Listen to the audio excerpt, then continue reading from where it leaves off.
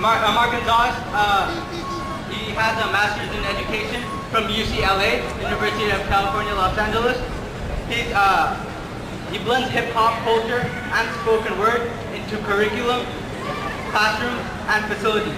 His academic work is rooted in redefining the role of the educator from the employee to the mentor and to the member of the community.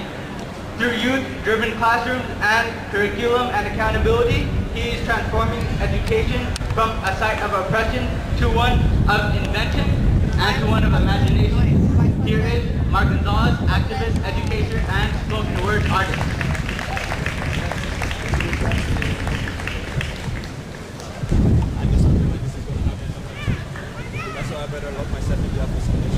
What up, Ramona? How y'all doing? Yo, it's like nice and windy.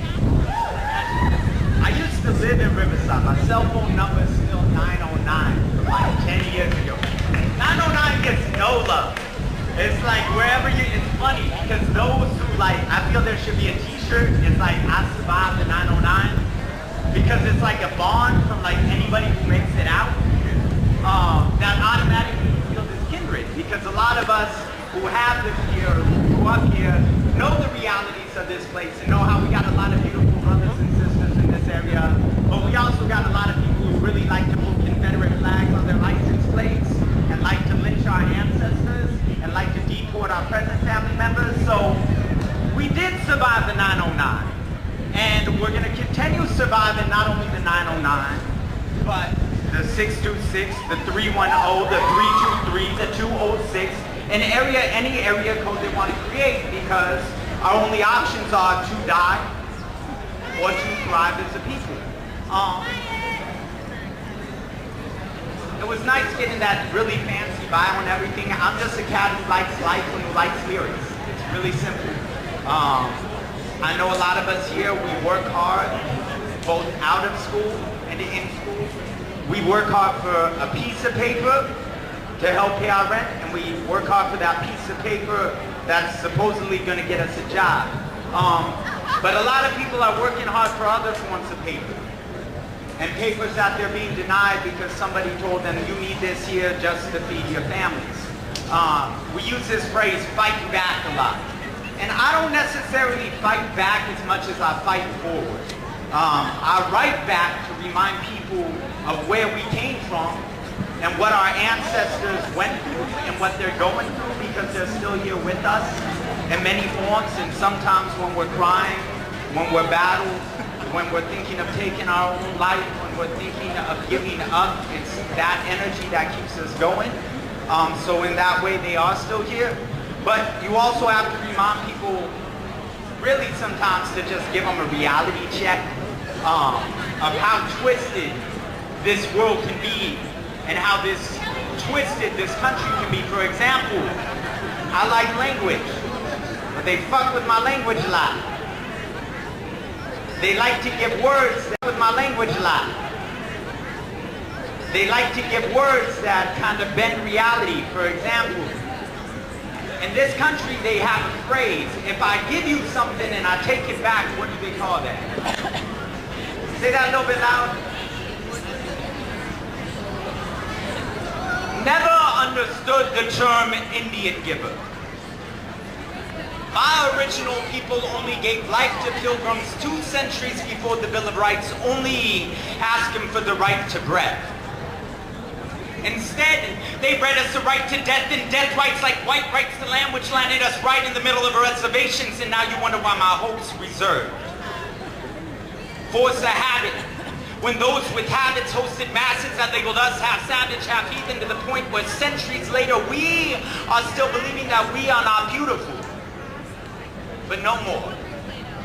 Therefore, let it be known that I am a Mesoamerican Mexican, born in 1975 to be part of the hip-hop generation, predestined to be malnourished in the 80s because President Reagan thought ketchup was a vegetable. Just so he wouldn't have to buy my brother's school lunch program green beans. We learned to survive off of music, standing in line for CDs like it was government cheese, and instead of black beans and collard greens, we ate MCs for lunch. As such, our resistance death was labeled revolutionary like Public Enemy number one of those children of the sun. Our Native American drum is the root of this history called hip-hop root, as in before. Our rhyme on's in line with the divine design. We survived the vanilla ice age. Got crucified in death row records only to be reborn in a Jurassic 5 age. And though do you believe that we in Chuck D are what's wrong with the world today? Those who won't sit down, shut up and conform. But we were not born to conform.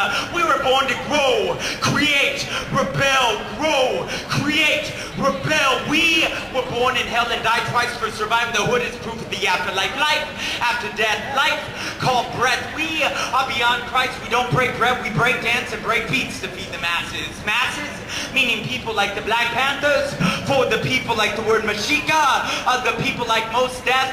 My people, I am Mark Gonzales, representing our people you represent.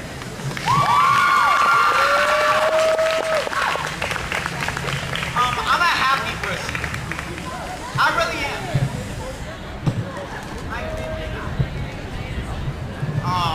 I really am a happy person. It's funny, people laugh when I say that. You know, I've been blessed and able to speak stories of struggle and victory, voice and vision, both in LA, in New York, in Compton, in Seattle, in Chicago, in Beirut, in Jerusalem, in Doha, in Dubai, in Amman, and just across the world, really working for what is the most pressing issue of our time, which is how do we who have been so long denied resources claim our most valuable resource, which is our relationships.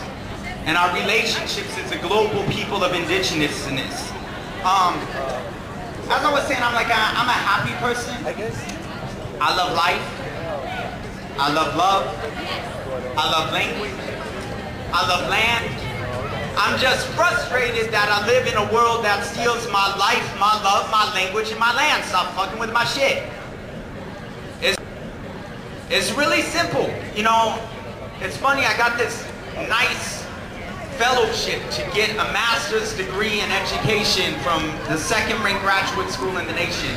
And all it really did was give me a bunch of really fancy words to express just some really simple concepts like stop stealing our things.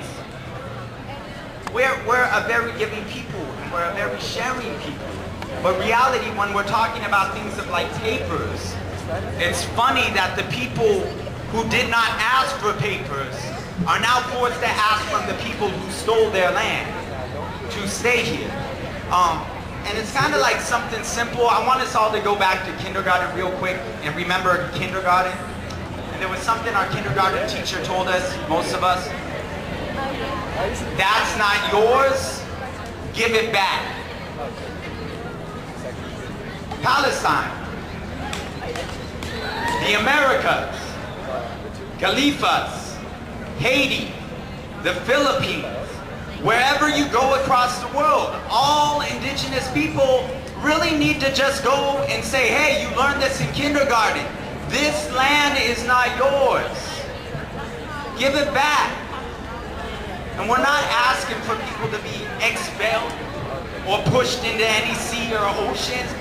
All we're asking for is something that's really simple, which is the right to feed our families.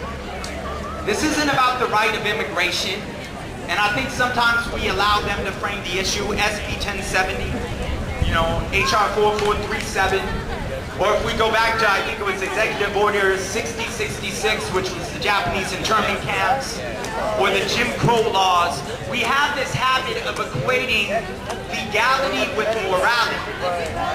Just because it's a law doesn't make it right, it just makes it legal.